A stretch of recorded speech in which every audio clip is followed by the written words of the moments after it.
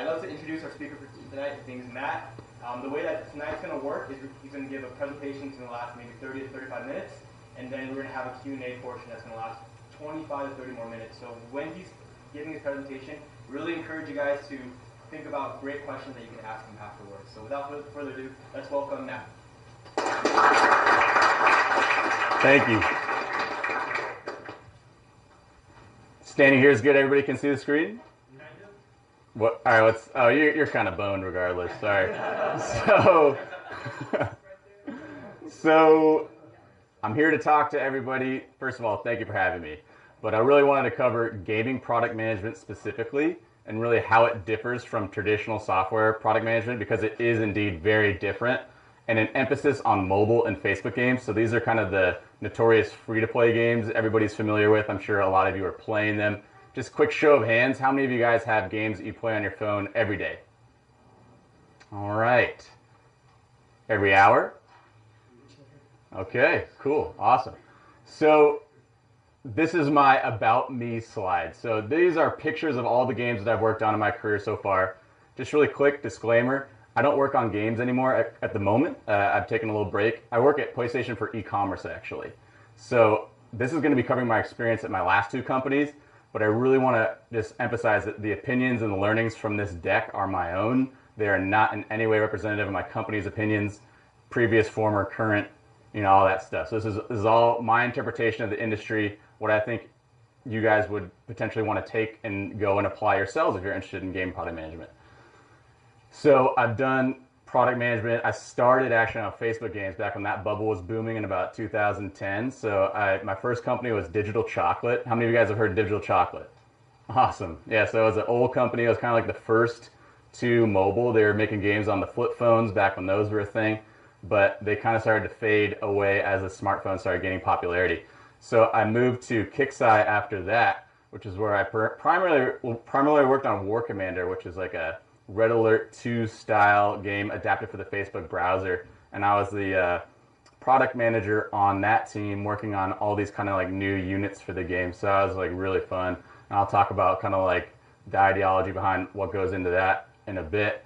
After that, I got a taste for mobile, working with my former manager on Backyard Monsters Unleashed, which was a small mobile game that they tried to take to market, and I was just kind of witnessing the explosive growth of Clash of Clans, and I realized, wow, this is here to stay. Mobile games are going to eclipse everything else in the market, so it's time to get into that industry. So I went to Glu Mobile, and they really hired me because I'm a hardcore first-person shooter gamer. Like I love competing in them. How many people play Overwatch? All right, sweet. Yeah, so I love Overwatch to death. Play that almost every day. So they really liked my experience just being a gamer in general. So they brought me on, and then I worked on about a handful of the Glu titles there, working on iPhone and Android game product management, focusing on touchscreen. So I've identified these as what I think are the game product manager essentials. So I'm going to cover the background in terms of what I think it takes to make it as a games product manager.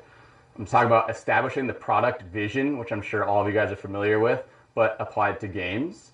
We're going to talk about game monetization and retention. So this is definitely the hot topic. This is a very important part of the process, because this is critical for all of you guys to get correct if you want your game to succeed. And then we're going to talk about A/B testing, data analysis, live operations management, and then finish off touching on game economy design. Cool. So for background, a lot of people really think that you got to be a gamer, dyed and true to make it in this industry. That will help you absolutely. In college, I played about 6 to 8 hours a day of League of Legends, World of Warcraft, Counter-Strike, all the classics, right? So I became an expert of the games, but you don't have to do that. What you need to do is really know what is fun for gamers. So you might have an investor or a company interviewing you asking, hey, why is Clash of Clans fun? What makes that a great game? And then you have to be able to answer why. So it's more about that. Pretty much anything in product management, whether it's e-commerce, games, retail, is you have to be an expert of your field. You have to know why Amazon's so successful. You have to know why Supercell, Zynga, Machine Zone, why are these household names now? In 2010, Supercell was just coming out with Clash of Clans, so nobody knew who they were. But now I'm sure you guys got Battle Royale, Clash of Clans, Boom Beach. These guys are here to stay. This is a, big business now. So once you know what's fun, that's great. But now it's about how do you make money off of that fun? These games are free. So you're going to go and shop these games. You're actually going to go to, ad agencies like Facebook, and you're going to pay to advertise on their platform. So you're actually paying to get installs. How do you make that money back? You have to know how to do that. I'll tell you how to do that. So product vision. This is essential for being a product manager. You have to be a good leader and lead your team to build the right things at the right time. So this really changes depending where your game is in its life cycle. So for me, I've had a unique experience because I've worked on games that are at various stages of the cycle. So you got pre-production, which is kind of like the concept phase, where you're working with the game designers, the producers, really high-level execs to figure out kind of like, well, what's the game? What are we going to build? Is it going to be a base builder? Is it going to be a puzzle game? Is it going to be a first-person shooter? That's like very high level, right? Then once you have the genre, then you get into the production side of things, and you're just thinking about, okay, so if it's a shooter, we're probably going to want a weapon system. What's that going to look like? Okay, we're going to want tournaments. All right, cool, we want PvP, right? You start getting down to the details. And then once your game is live, then you're looking at the metrics and you're saying, okay, we have a huge drop off at this day in the progression. Let's see what's going on. What are players doing? And you might find that they need some new content. They need to have an adjustment depending on what your gameplay systems currently model. So it really changes. And it's your job to be the champion of pushing the right ideas at the right time. So why you want to build it. So being a game product manager is tricky because you're going up against a lot of industry veterans from AAA that have been doing this stuff gut feel for years. People on Diablo 2 didn't really have data to back up why Diablo 2 was going to be good, but they knew what was fun and they built a game around it. Unfortunately, we live in a time now where you got to really have data to back up your gut. I mean, everybody wants to be right. People that play the games just know. Sometimes you get that feeling like, oh man, I just know this is going to be fun. But you got to back it up with data. You got to have that reasoning. You can, use retention metrics to say people that engage with these specific gameplay loops that are so fun, like PvP, they stick around so much more than people that don't. You can justify building the things you want to build using data. And how are you going to execute it? So, how many of you guys in here communicate with engineers on a daily basis? And I would assume that all of you guys are familiar with things taking time to build, and then you have to go to the project management team and prioritize the roadmap. And that's just a big part of the game. And like games, in games, you have to know how you're going to execute it. And you have to know how to prioritize it. So you might have the coolest tournaments feature PvP ever. Like the coolest feature that's ever been done. But if it's going to take 3 years to execute, you might want to reconsider if your game's just trying to get out the door. You might want to put that on the backlog for later and think of something you can do now. So monetization, this is probably the craziest one that I've had experiences with because I'm a huge whale. Like how many of you guys are whales in the room? Who spends money on these games? Only 2 people, 3 people? Okay, so I spent $1,000 in League of Legends, probably about $2,000 in Counter-Strike, and Overwatch only got about 400 out of me, but the reason behind these things is monetization. So you have to be the expert. You don't have to pay the money yourself like I did. I kind of learned the sucker's way, right? I was like constantly engaging with these systems before I started to research them and realize why they're getting me, my personality type, right? But you have to know why these gacha mechanics work. Have you guys heard of gacha? All right, great. So if you don't know what that is, Google it, G-A-C-H-A. It's a Japanese kind of game mechanic that a lot of these companies have started to integrate into their gameplay systems on their loot tables to make things take longer to acquire. So how many of you guys know League of Legends? Who played League of Legends in like 2012, 2013? So that was when they only had the direct skin purchase stuff. So, classic retail, you go into the store, you're like, sweet, got that action figure I wanted, here's $5 and I'm gone.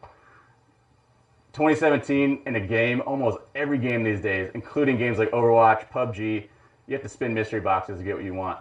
It's becoming a staple of monetization in games. You have to have cool-ass content behind mystery boxes because just the basic foundation business model is I could give you $5 for what I really want, or I could spin this mystery box 50 times at $5 a spin, give you that money. Now, it's a manipulation tactic, but at the same time, it's proven to work. And you see a lot of this stuff coming into even like retail and toys. Like, have you guys seen those like little kind of packages that have, you know, chances to win specific characters? Like, I just bought this Alien vs Predator one, and it said I had a 1 in 72 chance to get the Pred Alien, and I was like, oh man, I gotta take that chance. Versus just buying it, right? So mystery boxes, huge, and knowing how to execute them in your game. So for example, when I was working on my games, I actually had to define what was in the mystery box, what the drop percentages were, kind of own that whole space. So in addition to mystery boxes, there's other monetization techniques that you need to know that make money. So these are things I'll talk about later in the presentation that kind of encapsulate live ops events, but these are things kind of like sales, right? So pretty straightforward. But again, you know, learn from the best. So all this information that I'm presenting to you is out there. It's public information. You know, you can go and download all the best games right now, all the top grossing games in the top 100, and just play them and just really dissect why that works. I mean, Game of War was always one that we kept coming back to because, and Game of War fans, Game of War players, cool. So a lot of people at my previous companies are like, this game just isn't fun. Like, what the heck is the deal? Why is it making so much money?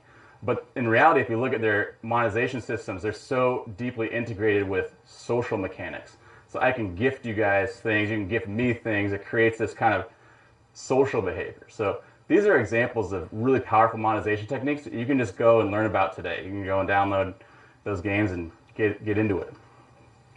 Now the other one is retention.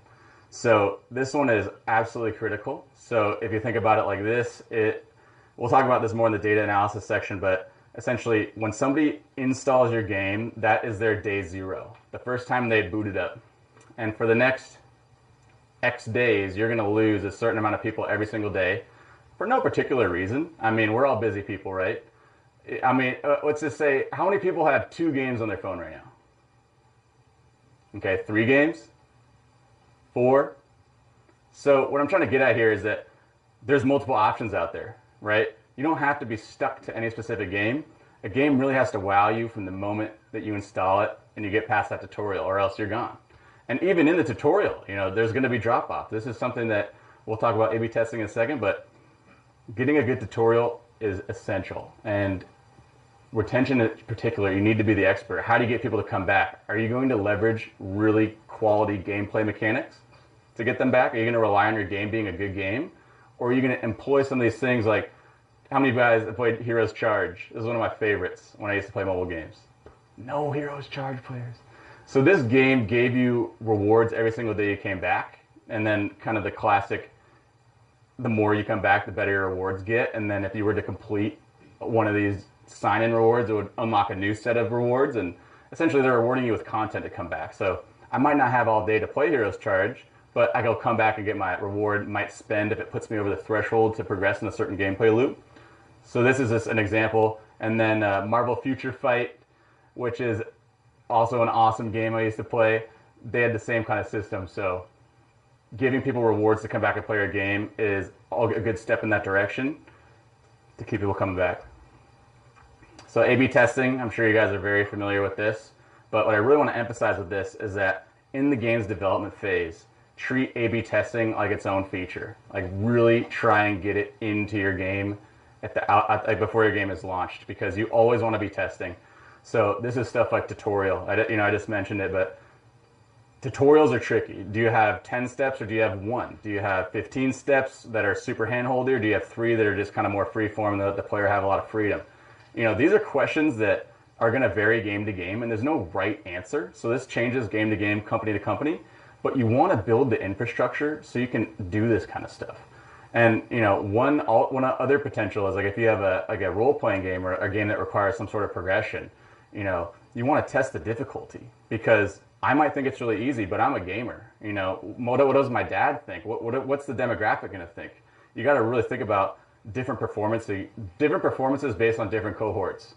So A/B testing is absolutely critical. I used to run multiple A/B testing roadmaps actually. So like in addition to my feature set, it would be an A/B testing roadmap where I'd have to essentially tell engineers and producers, hey, this is what I want to test and why. And then reporting the findings. So I'm sure everybody in here has stakeholders that they have to keep happy. So this one is essentially writing really digestible emails or PowerPoints to really convey the findings. And also to the people that, because for me, I was actually a consultant at my last job, so I was not the product owner. It's a lot of people assume that a product manager is the product owner who's responsible for the roadmap, but in some companies that's just not the case. So if you are a more support role, you have to really be good at disseminating your findings out to the stakeholder group at large to push the right features into development, because otherwise, you might fall flat if somebody's just decision kind of outweighs you. So you really want to have the ammo, so to speak. So running an A/B test, properly communicating it out, hugely important. So data analysis. So this is something that I actually picked up at my last job. It was kind of becoming apparent to me that a games product manager is becoming a data analyst as well. So in the traditional sense, data analysis was done by data scientists. And the company like Sony, we do have a big data science team. I'm still doing a lot of data analysis because I really like it, but we do have a data science team that supports us. But for games companies, let's talk much smaller. Sony's a big company, but we're talking game companies now. And we're talking companies that are kind of scrapping. Like, games have a few big players, and if you're not one of those big players, you're going to have to put on a lot of different hats as a game product manager. One of those is data analysis.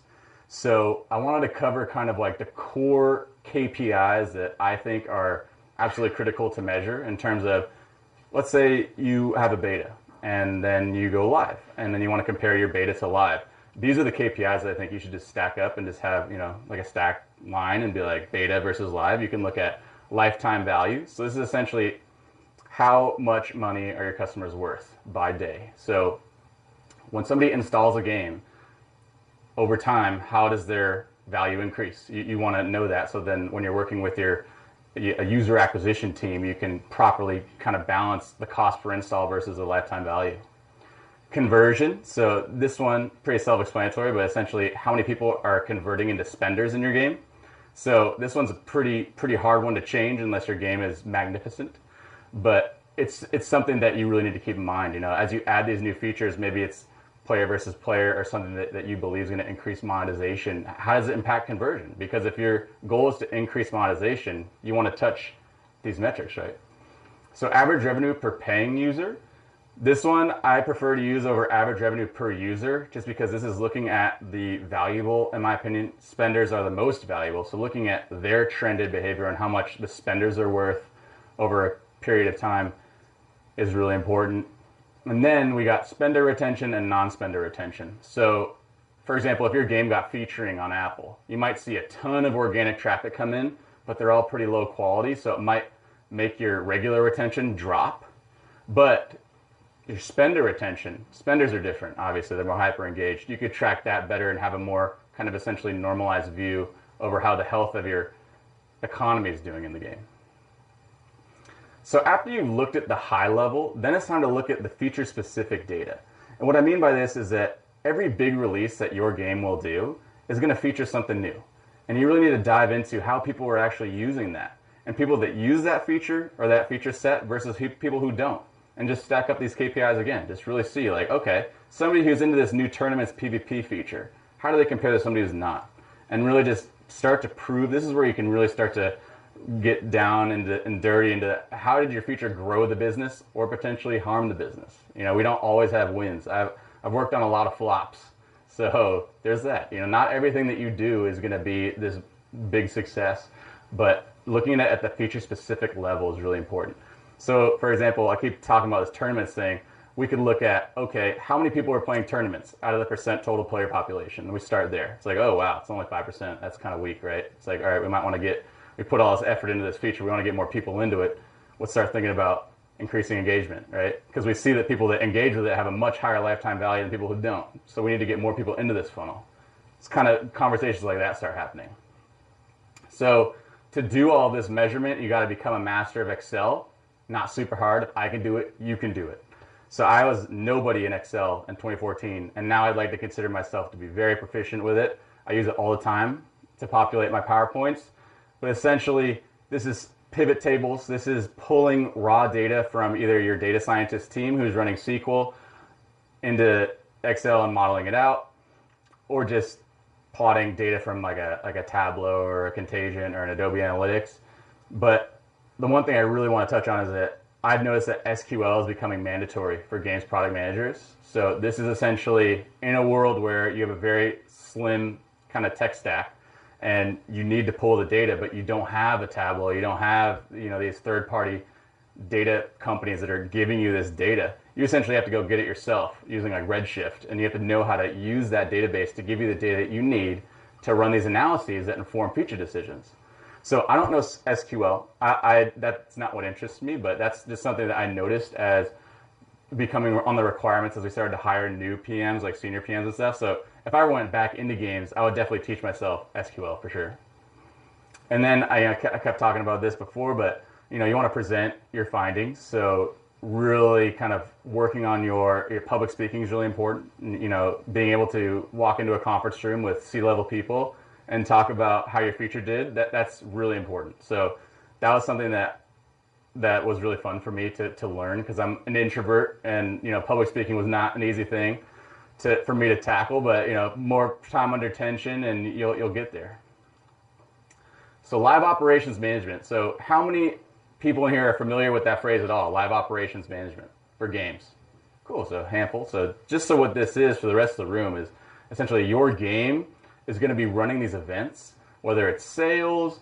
So just a good example, Overwatch, they do this thing every month or two where they release a handful of new exclusive skins into the game, and they put it behind a mystery box that's available for like 7 to 14 days, and you can also buy it with huge amounts of their soft currency.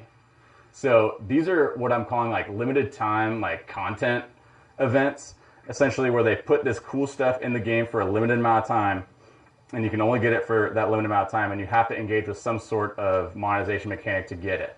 So that all wraps up into the umbrella of live operations management, and there's actually been a shift in games where they've broken that out of the product manager role to an extent at some companies. Like I'm pretty sure at Machine Zone and maybe Gree, like they have a live operations team, and their whole job is to essentially do product management for live operations. So it's a huge thing. I mean, at my last job, this took up like probably 40% of my time, like setting up. Like I had this one game that every weekend it ran like 4 of those, and I had to go into these Excel sheets that are being, you know, run by the engineering teams and populate all the weapons that are going to be on sale.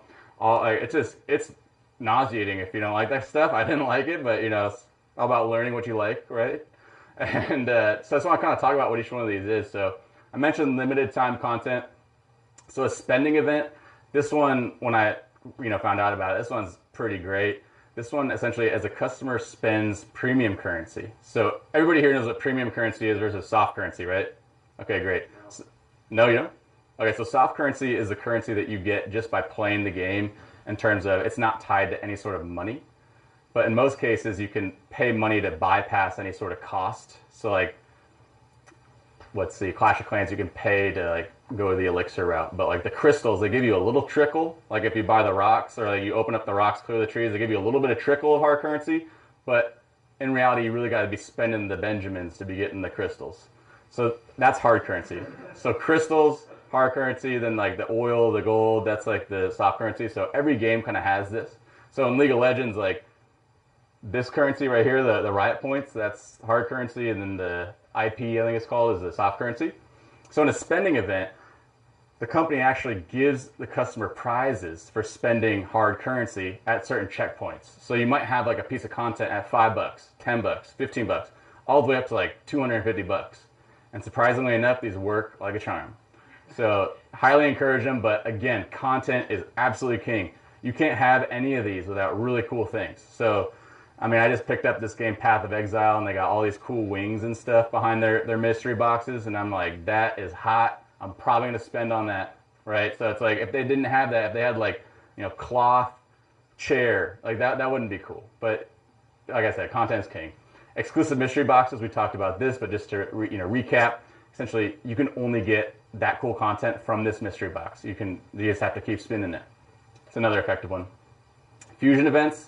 So in a lot of the kind of Asian RPG style games that are starting to gain popularity over here, like Puzzles and Dragons, you know, you can like fuse guys and level them up, and you know, take essentially trash resources from the mystery box and level people up really quickly, and doing an event around that to make a certain archetype in the game. So in Puzzles and Dragons, I got fire, earth, water, lightning.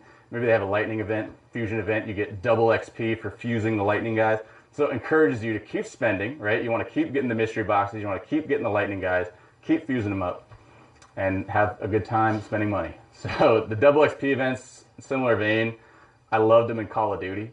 Call of Duty was one of my classics. And whenever they had double XP weekend, I just went crazy. I played like 12 hours a day. Just because it's so engaging for the customer who's used to being in a rut. So most customers are just like head against the wall, like, oh my God, that upgrade's taking me 14 days in Clash of Clans. Like, this sucks. Damn, I want to play my game. Double XP just kind of gets them back in like that, oh my God, I can progress phase. Like, oh, this is so fun. This is like limited time. I'm going to play a lot. And in the process of playing, if you have the customer there, they're more likely to spend. Just nature of just being in the store, right? Because these games often are like stores.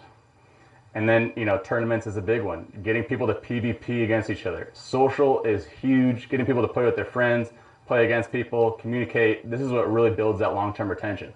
I mean, alliances and Clash of Clans is why my dad has been playing it since 2012 when I showed him initially. My mom doesn't like me for that, but... So last but not least, so game economy design. I was really surprised that this was becoming something that product owns, because I think this is what system game designers should be doing. But like I was saying, companies are getting smaller and smaller. And as that happens, these roles are starting to become more and more the job of the product manager to take on.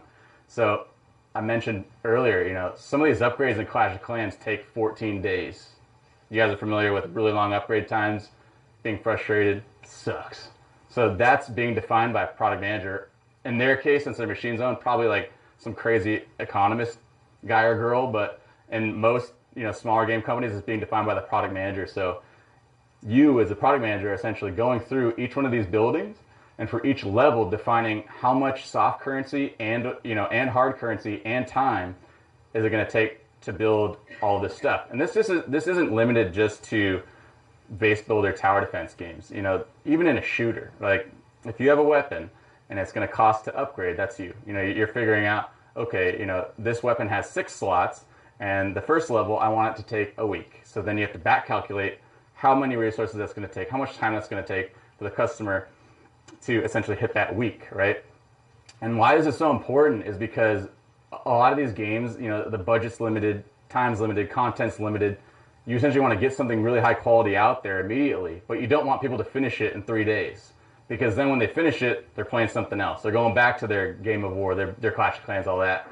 So you want to have a delicate balance of a game that isn't something so fast you can just blow through it, but it's not so grindy that it's just not fun to play at all. So no one really has the answer for this, but this is something I just wanted to bring to your attention as becoming more and more of a thing.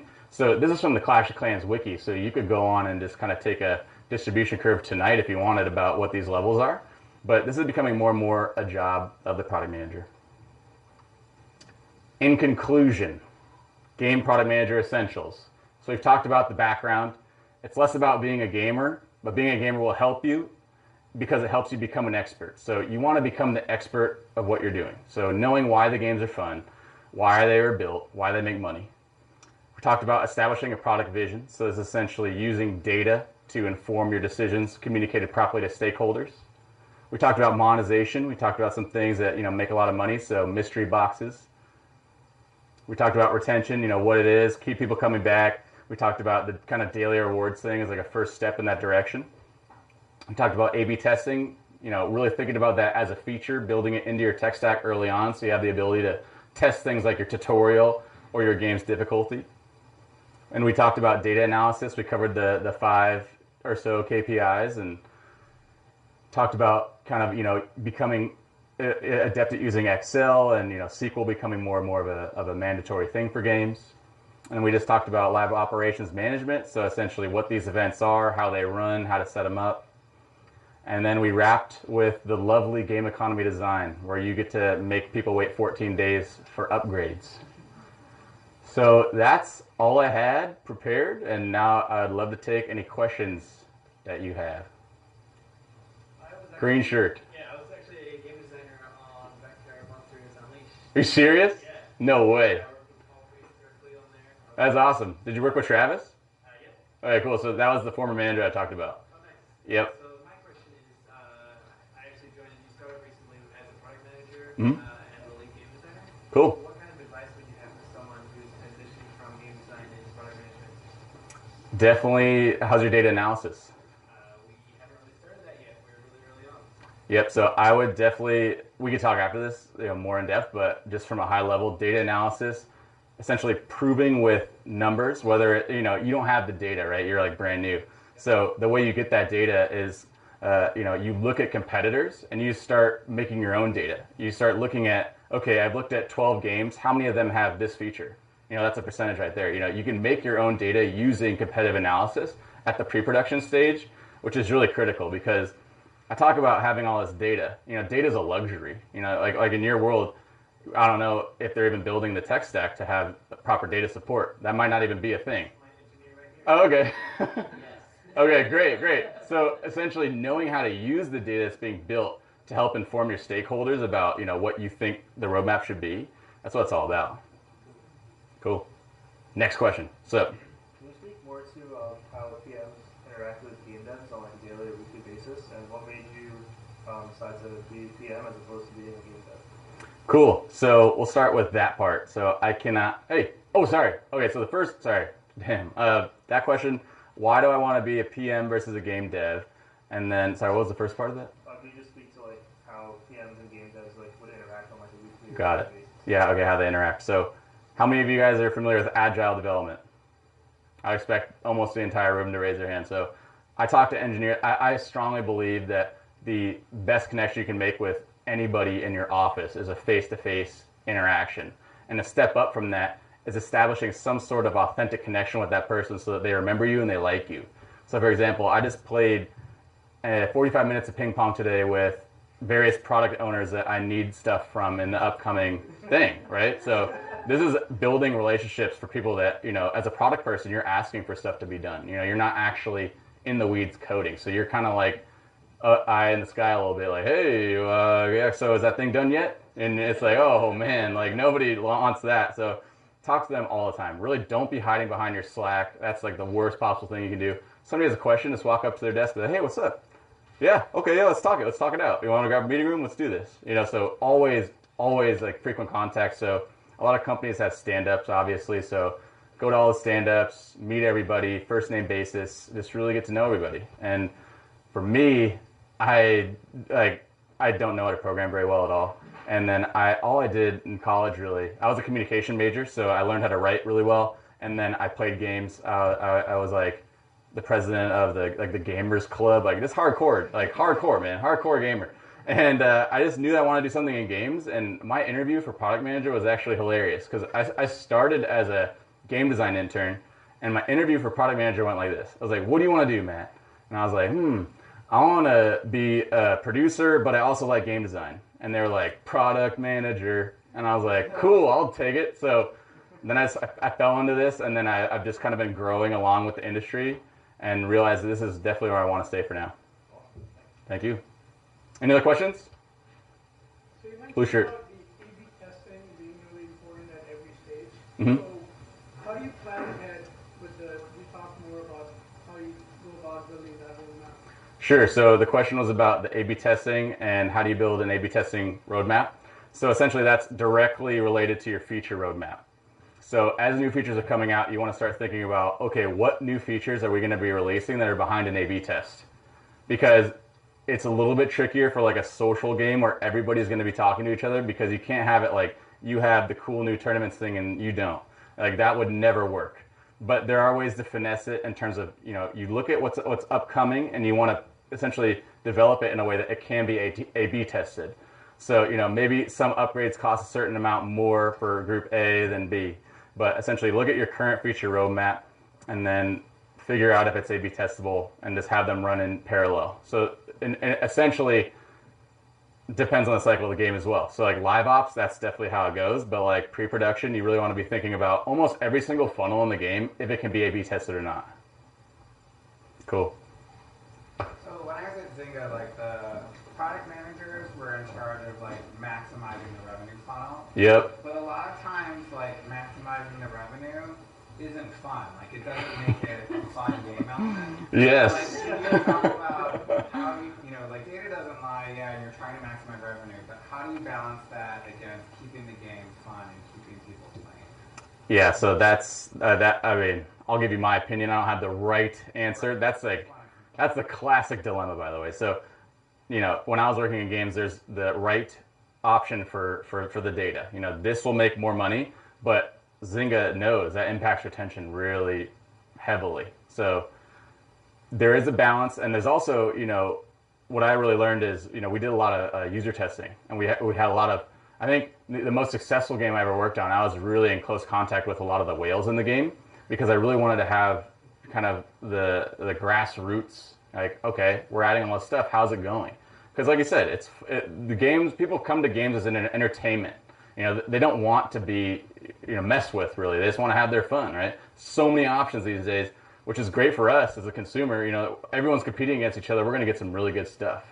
But in a world where, you know, fun and monetization don't always go hand in hand, it's really hard. And for free-to-play, it really depends on your business stakeholders' goals. You know, like a lot of these games, like Clash of Clans, do, you know, like these really cool events where they give a lot back to the customers, like a lot of HC. You know, give a lot of HC out in these like Christmas boxes or something. You know, give them something back. That's totally okay once in a while because you're taking a lot from them. So it's this kind of give and take, push and pull. I wanted to hear from you, how do you manage soft launch, and what's the target audience size you should look at, and how frequently do you do soft launch? Sure. So the question was about soft launches and, you know, how to manage them as a product manager. So by soft launch you mean beta? Maybe. I mean, with the new set of features that Android and iOS is revealing, there's pre-beta phase, and Okay. they call it. You could launch early access, Like so a you small could give them early geo access. launch? Okay, yeah. So cool. So I've been a part of several of those. And essentially we have the game as is, kind of like this would go out to everybody tomorrow if the metrics said great. But more often than not, and it comes back to the data analysis, like in terms of like the cohort size, that's dependent on your user acquisition budget. So that's going to fluctuate every single time. So do you have a marketing team that you work with? No, I work in a very different company. Oh, okay. So what I was going to say is that essentially there's a marketing team that's going to give you a certain amount of budget to work with. And then based on that, you're going to kind of coordinate your soft launches because you might have multiple. I've worked on a game that had multiple soft launches. And you kind of want to allocate that out to have kind of like at least statistical significance is what I'm looking for. So that you're looking at enough data in each of the regions that you care about and start there. So once you have that distribution made, you're really going to want to start thinking about looking at those KPIs I was talking about. And then you break it out by feature to look at by region, by locale, how are people interacting with your game? And then adjusting accordingly. So if all of the metrics are down in the dumps, something's wrong and you got to fix it. Cool. All right, we got glasses. Oh, both glasses. I think he was first with the scarf. Sorry. When you release a new feature and you do A/B testing, how do you tease out whether, let's say, that performs too well? How do you tease out whether it was a design issue or actually people are not interested in that feature? So the question, I might have to have the question repeated, but what I got from the question was new feature release. How do we assess if it's a design issue or, sorry, what was the second part of that? Or people are actually not interested. That's why you do A/B testing, right? You want to see if there is massive demand behind a certain change. Exactly. Or a new feature or something, right? Mm-hmm. I guess like an obvious example would be a lot of times I realized that our customers didn't even know that we had a certain feature. Yep. Or it was kind of hidden, the visibility wasn't that great. So we would do A/B testing and it would fail, but it wouldn't be an indication of low interest in that feature, right? Interesting, yeah. So question is kind of, I'm going to summarize, but it's like feature awareness almost. It's like you add something new to the game, how do you get people to see it? You know, a lot of these games just slide these new things in, and unless you're an avid player and you read the patch notes, you're just going to completely miss it. So in that case, you really have to think about the new feature in terms of who are you targeting? So you release this new feature for a specific reason, but which part of your player base are you targeting? Is it new players, 2 days in, 40 days in? And then you have to think about strategic ways to inform that player that there's something new to interact with. So something like a pop-up, you reach a certain progression point, oh, here's the new content, have to engage with it. Stuff like that. Put that behind the A/B test. But it really, fundamentally, it comes down to looking at what player base you want to target and then informing them via some sort of modal. For a game specifically, yeah. Kind of like an update pop-up, I don't know. Cool. So my question was about when you mentioned you had a bunch of flops, failures. Yes. So how do you and your team, how do you take that, and then also your team, and then also how do you recover it? What were the steps like? Sure. So the question is how the flops that I mentioned, how to handle it, how to recover from it, how to make the teams handle it. Yeah. So it sucks, just flat out. You just put a bunch of time into something. I told you guys I worked on new units, so I'd say about half the new units I made were just people did not like them. So it was like, oh man, that's just crushing. You put all this energy behind something and it just falls flat. Happens, The more that it happens to you, the more you're just gonna understand that you just gotta be as objective as possible with it. You gotta really look into the data as to why it flopped. For example, I won't mention specifics here, but one of the new units I worked on, one of the reasons that it was flopping is because it was getting killed so quickly. People just couldn't get into battle. It was just getting shredded. So it was okay, for the team, we have a game design team, production team. It's kind of okay, this is a game balance issue. So we've identified through the data, this is a game balance issue. Let's try increasing the health of this unit, right? We'll try increasing the range. We'll try changing we have to essentially change the feature to work and then test it again. Because a new feature release is almost like a test in itself. You put all this time and energy into something you release to the public, and then it's how's it going to work? You don't know. You don't have the crystal ball. So failure is really just part of the process to get to that point where you're iterating. So that, you're working with a team to iterate on the release and to build on the functionality that you've already created. Because nothing truly is a failure if you can learn from it. I mean, it's pretty buzzwordy, but it's just true. I have the data now to know that these types of things don't work. And that's something no one can take away from me or the teams that I was on. And they all have that knowledge going into their next roles or even their current role. So failure is good. And then once you can kind of spin that failure is good and it's okay, which is much easier for the team than C-suite, because that's hard. Don't have an answer for you there. But you'll be okay.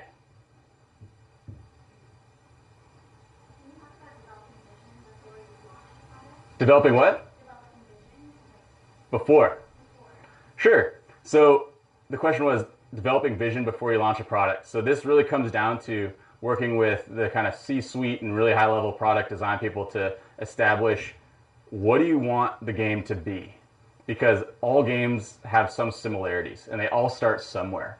And a lot of these games are the way that they used to get pitched is it's Clash of Clans, but with this. Or it's a Game of War, but with this.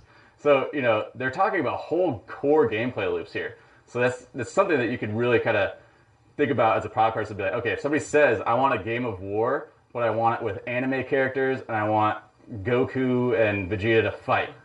So you have to know that I want a complete comprehensive set of bases and, upgrades and units. And so that's kind of where to start, because games, unless you're really trying to be unique and something that's never been done before, some of these PUBG, H1Z1 games that have been coming out in the past couple of years, they started with the fact that shooting at FPSs and third person over the shoulders, those are fun. But how do we spin it? How do we make it different? And that's where it gets really exciting. And then you just kind of sit in a really cool brainstorming session with a lot of creative people, and you get behind a whiteboard and really good stuff happens. But it all starts with knowing every single genre. So that's what I would say is just really be an expert on all the big players and all the big genres. Because a lot of cross-pollination is healthy for games in general. A lot of shooter games can have RPG elements, and a lot of RPG elements can have shooter elements. Cool. How do you prioritize features in pre-production? So the question was, how do you prioritize features in pre-production? So it depends on who's on the team. If it's a bunch of team of product people, or if it's one product person, a bunch of designers, and a producer. So what generally happens in the latter is that you'll be like, what about this monetization thing? Huh? We're going to make the money. And they're like, no, we need to have the fun gameplay stuff now. And it's like, okay, well, we could have the coolest game ever. You know, ping pong is pretty cool, but like, how are you going to monetize that? So that being said, it really comes down to the culture. So in a data-driven, you know, PM culture, you might have the other side, which is too much monetization. You're going to have all these great monetization loops, but no fun.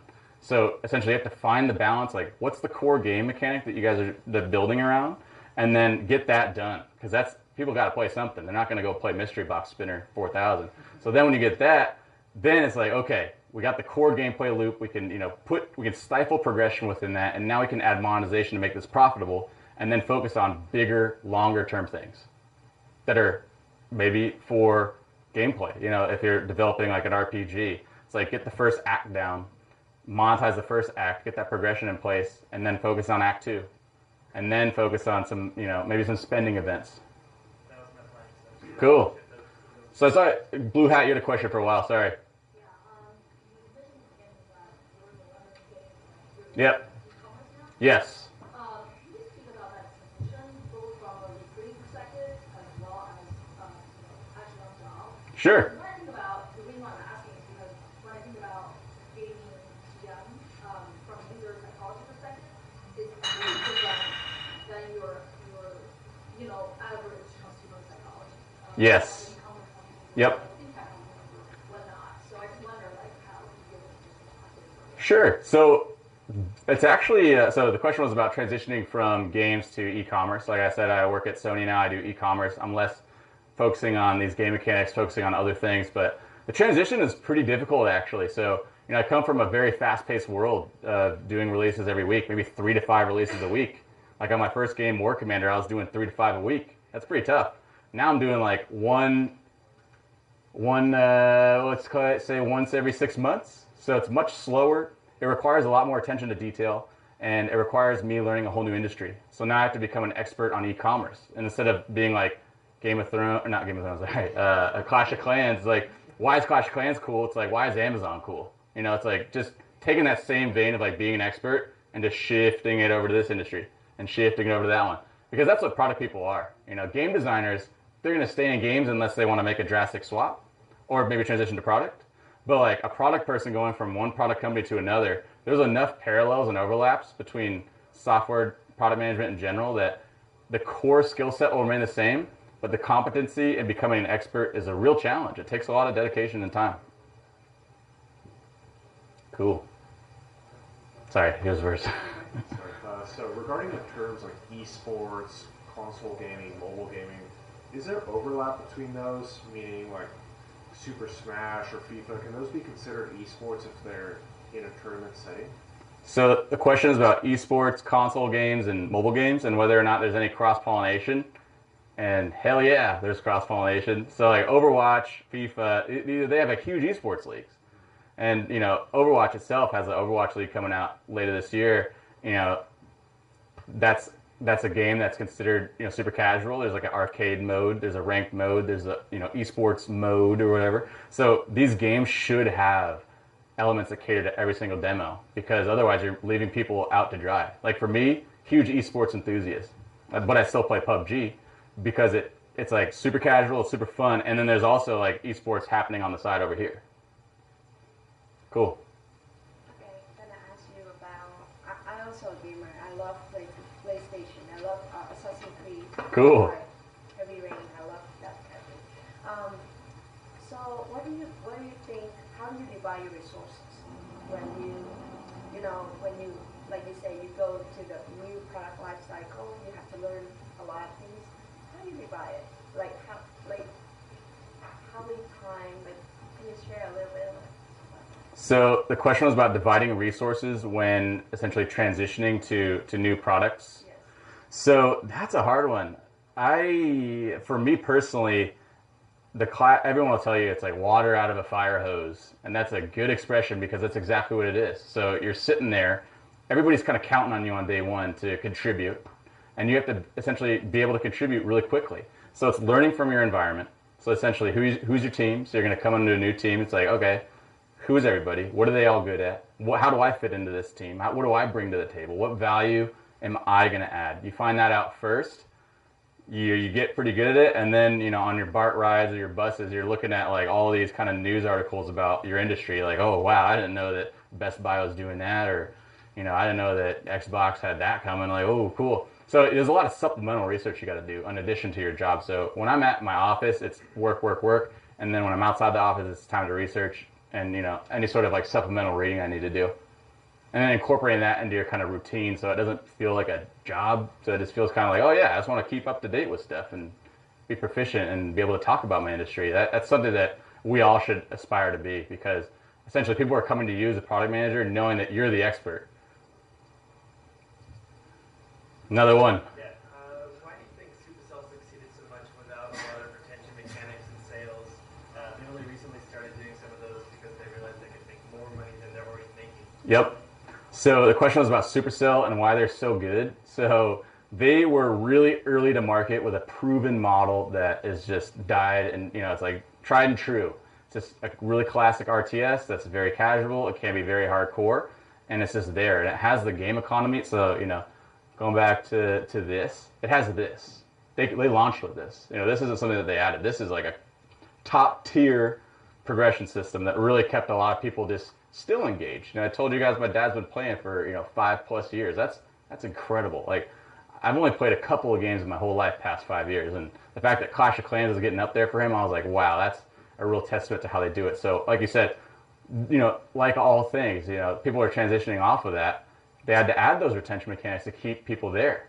They added the new double base thing because they realized that people were farming these bases, getting loot for free, and then the game became pretty stale for a lot of the upper end people. And my dad was telling me he had started using the game for chat, and he didn't even really because he has his buddies, right? He made the friends, so this social stuff. You make friends online. Some of my best friends are from Halo Reach back in 2010. So these are like lifelong connections that people still want to be a part of, and those are never going to change. But the gameplay, if it's just that bad, they're going to leave. So Supercell Clash of Clans added that second base thing, and like App Annie is a really good website. You guys should check it out. I don't have access anymore, but when I was checking it, I was always keeping tabs on the big boys and girls of the industry and looking at like, oh man, like look at that update. It just went up to the right, as everybody would love to see with their KPIs.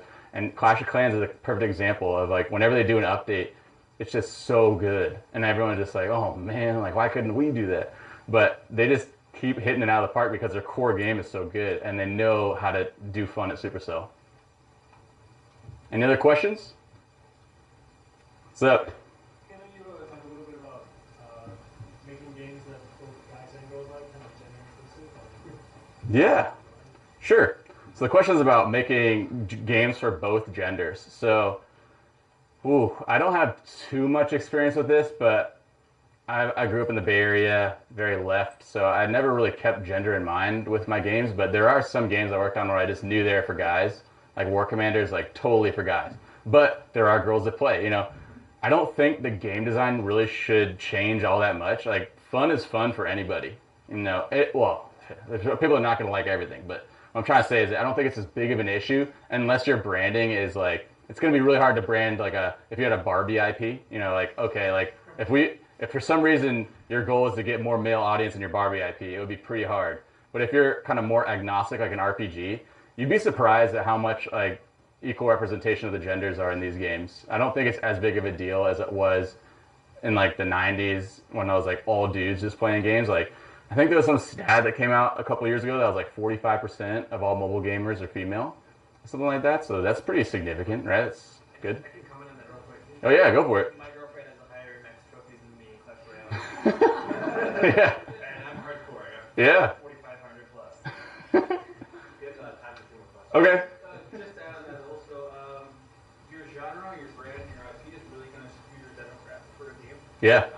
Instead of trying to pigeonhole yourself to get girls and guys in your game, focus on what your average demographic is, and make the game for that audience, because otherwise you're kind of chasing a dead hole.